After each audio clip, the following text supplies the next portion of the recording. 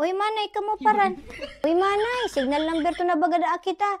Sing ka man hari ta, kang kapatining burbogong ano hayan. Ahan to, nalitag kong upon. Nagpunta baga ako dun sa napo ta. Sinarakat ko na yung puno ning lubi. Hanginon baga pag bagyo kung siin pa mapunta.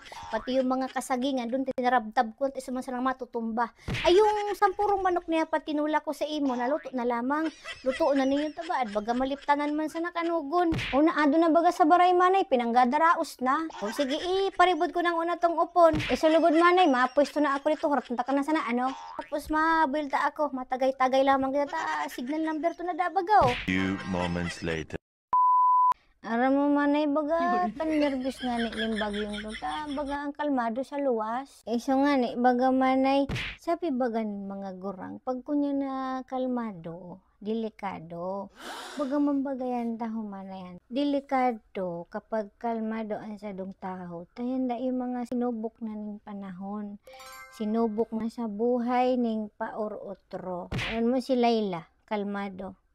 Binayaanin mahar sa buhay pero nakatindog otro.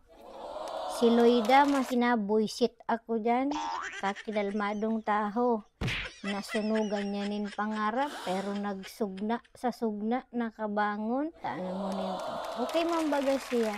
Ako talaga manay, aminado ako, nasihungan talaga ako. Kaya buko man ako masyadong delikado. Pero bagay na agrabyado ko, ay manigbas ako to. Huli, inina niya. Matagay daw, tigbak kong tigbak.